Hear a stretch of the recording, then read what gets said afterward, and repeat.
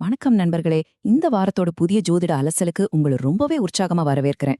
வேதிக் astro தரவுகளோட அடிப்படையில மே 17 முதல் மே 23, 2026 வரையிலான இந்த காலகட்டத்துல பிரபஞ்சம் நமக்காக என்னென்ன ஆச்சரியங்களை ஒழிச்சு வச்சிருக்கு அப்படிங்கறத ரொம்ப தெளிவா ஒண்ணு விடாம நாம பார்க்க போறோம். சரி, வாங்க ஸ்ட்ரெயிட்டா விஷயத்துக்குள்ள போலாம்.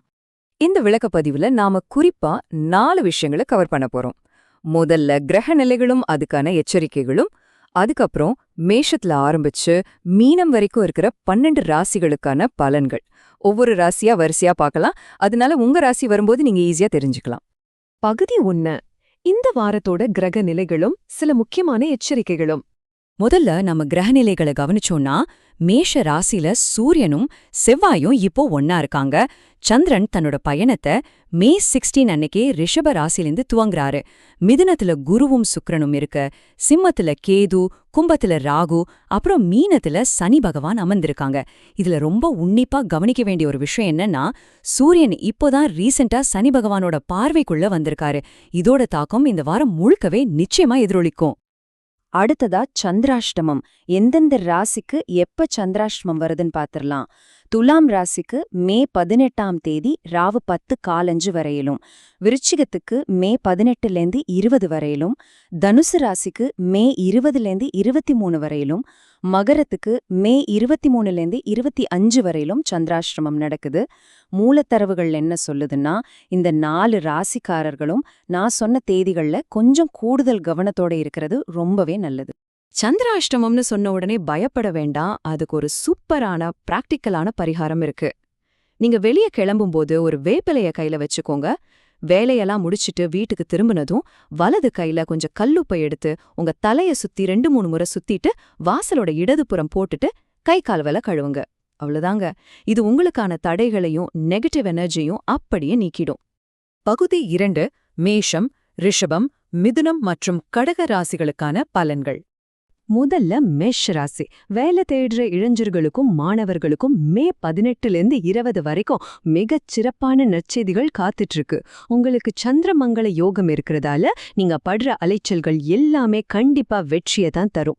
ஆனா ஒரு சின்ன சிக்கல் என்னன்னா, 2ஆம் வீட்ல சூரியன் இருக்கிறதால உங்க பேச்சு கொஞ்சம் அதிகாரமா மாறி குடும்பத்துல வாக்குவாதத்தை உருவாக்கலாம்.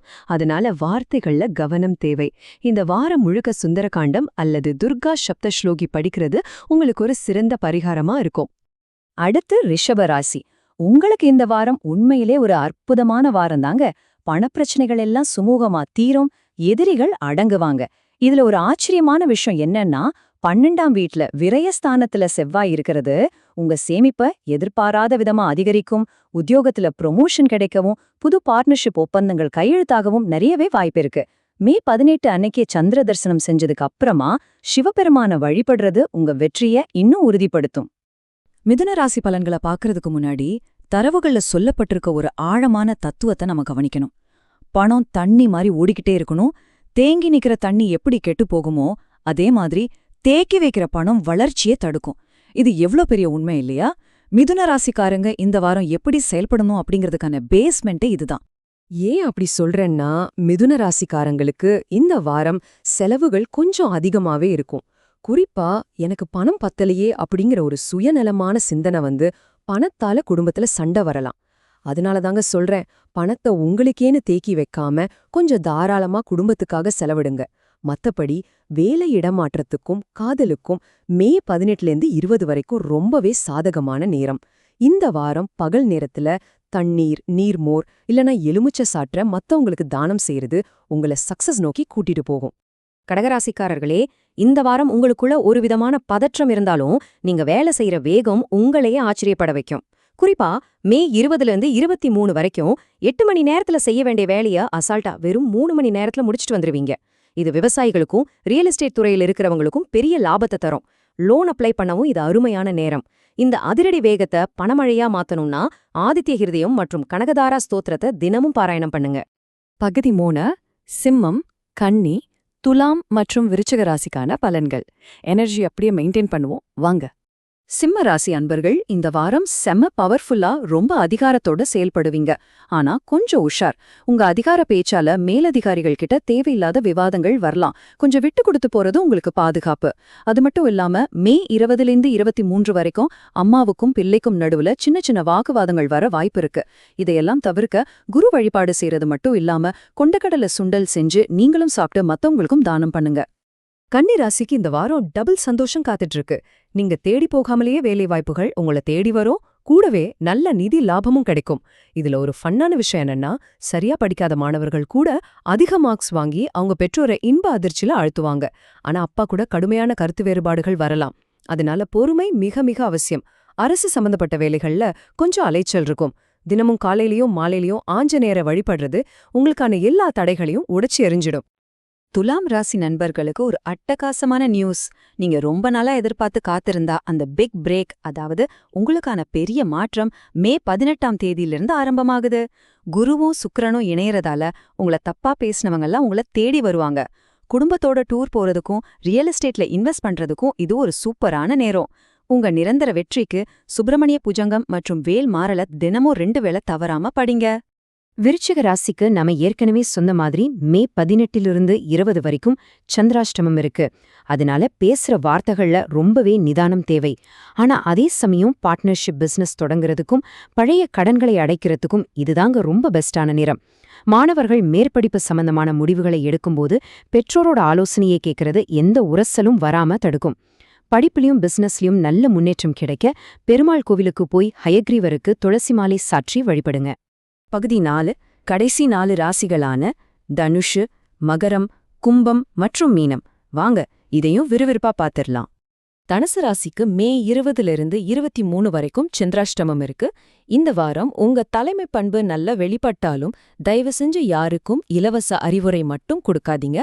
அது வீண் அவமானத்தை தான் தேடித்தரும்.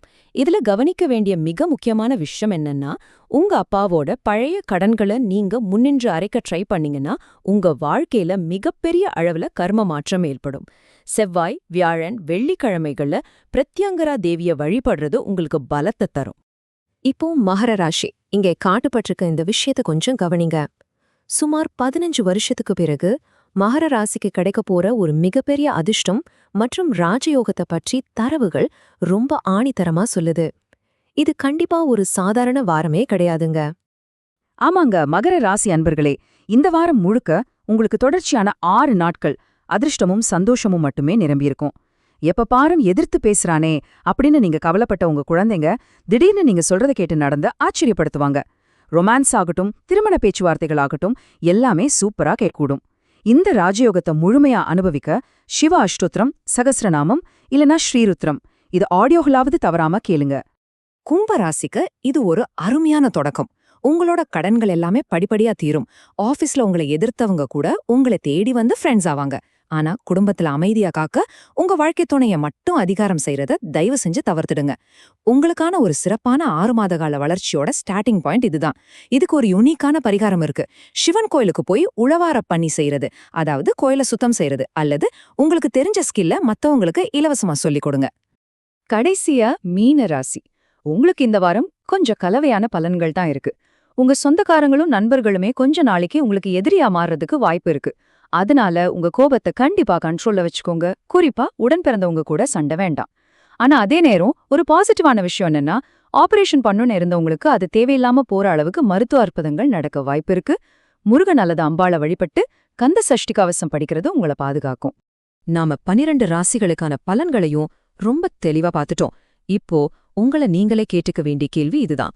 எதிர்காலத்தை நினைச்சு சும்மா கவலைப்பட்டுட்டு இருக்காம நாம இப்ப பார்த்த உங்க ராசிக்குரிய பரிகாரத்தை ஒரு பாசிட்டிவான கருவியா நீங்க எப்படி பயன்படுத்த போறீங்க? இந்த விளக்கப்பதிவு வரப்போற வாரத்தை நீங்க சிறப்பா திட்டமிட உதவி இருக்கும்னு நம்புறேன். இந்த பிரபஞ்ச ஆற்றலை உங்க வெற்றியா மாத்துங்க. மீண்டும் ஒரு சூப்பரான தலைப்போட அடுத்த முறை சந்திக்கலாம். வணக்கம்.